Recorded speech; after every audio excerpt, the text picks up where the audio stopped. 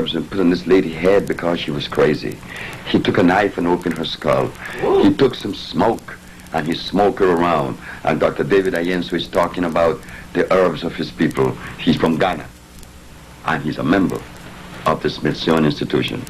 Dr. David Ayensu is the brother that is looking for the cure of leukemia using the pink periwinkle, the rosy periwinkle.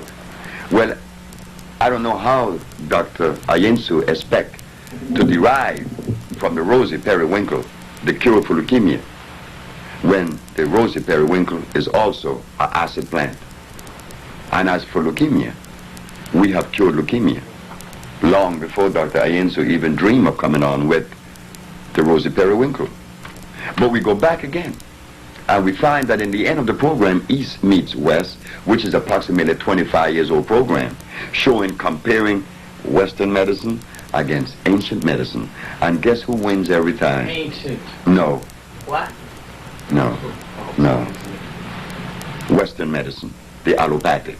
In the end, Dr. David Ayensu and his colleagues said, well, you can clearly see that traditional medicine, is all right, but it falls short because you can't really measure the dosage for consistency.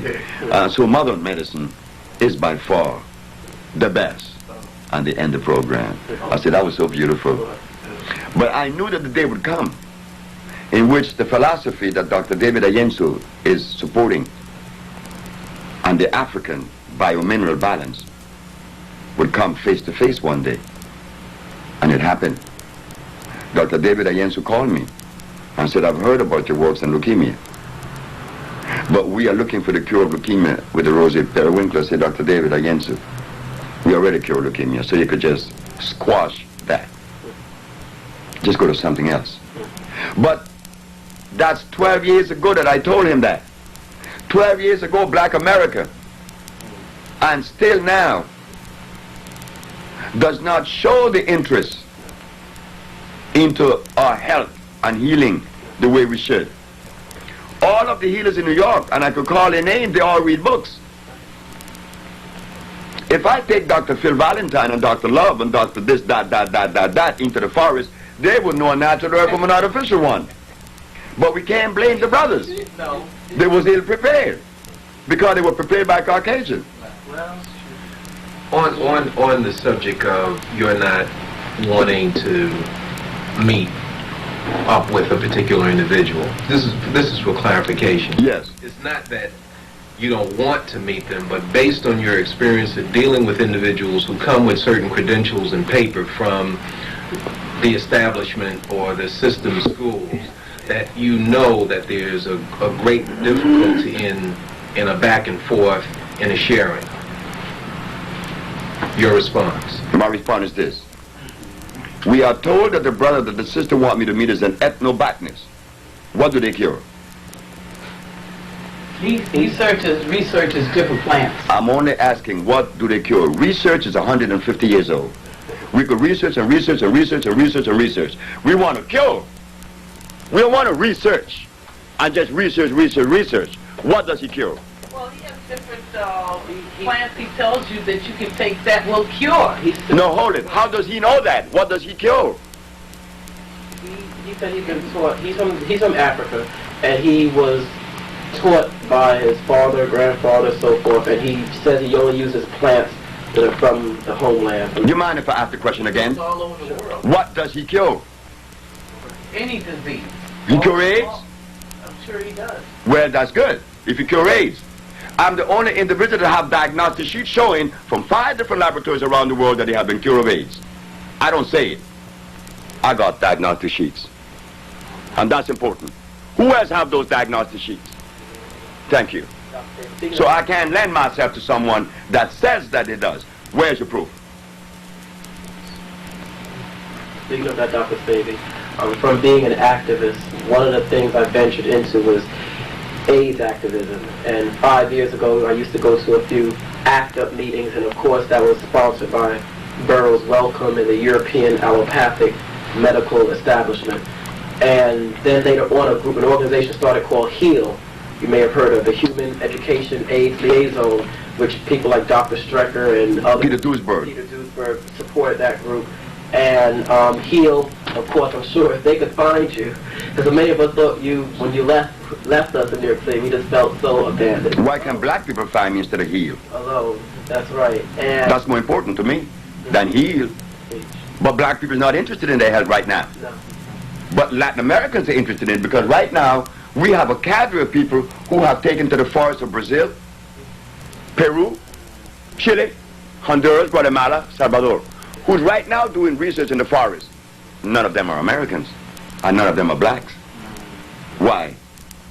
We talk, and we talk, and we talk, and we research, and we research, and we research, and we spend all of our life researching, and disease is running rampant.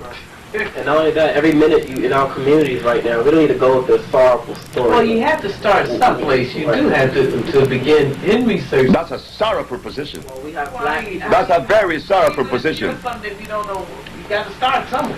How long is research? My research took me 2 years, and we cure sickle cell anemia, we cure AIDS, and we cure blindness. 2 years of research. But these other men have 25 years under their belt, and what do they cure? You're absolutely right on that. But what I was saying is you had to start in research in the beginning. But in the beginning, it wasn't 2 even, years. I call it research, because my grandmother was the one that did it. See, my grandmother was the healer. And she didn't go to school. So what kind of research she could have done? Brother Sebi, research can be likened to running a relay race. Oh, yes. Somebody else has covered the ground, and you know about it. Then you pick up the race from where they are. But if the race started off heading in the wrong direction, you lose. Because Well, the finish line is receding faster than you can run. we heard that.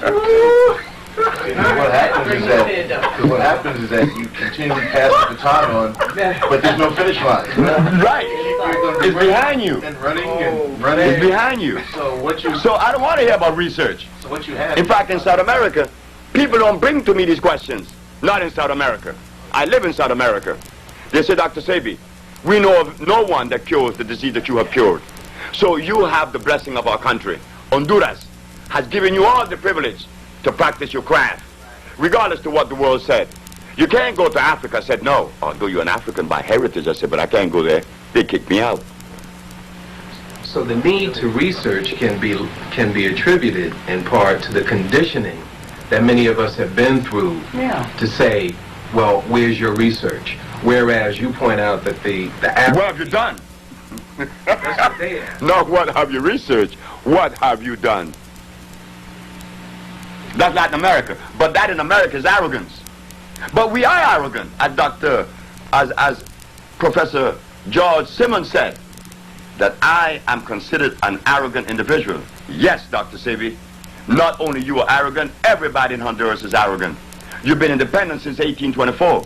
You have earned your position to be arrogant, and especially when it comes to the art of healing. If the rest of the physicians and herbalists have healed what you heal, they too would be more arrogant than what they are arrogant. Arrogant is a demonstration. I don't know what it means. Of being self-confident. We don't see that. That's okay. It doesn't matter. But I'm saying we don't see that among our people, so that when we do see it among our people, people of color, even people of color will react, that person is arrogant. Because they're conditioned too. That's what I'm saying. Yeah.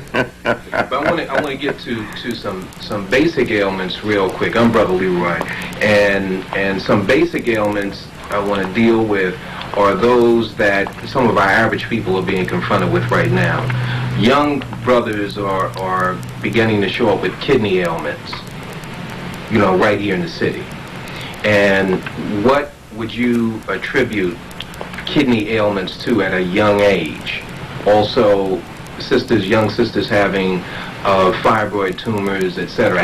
Reproductive problems. Reproductive problems at a young age, when we say young age, in their 20s. Something that would normally show up later on. Thank you. The male and female. would you say that starts in the colon? No.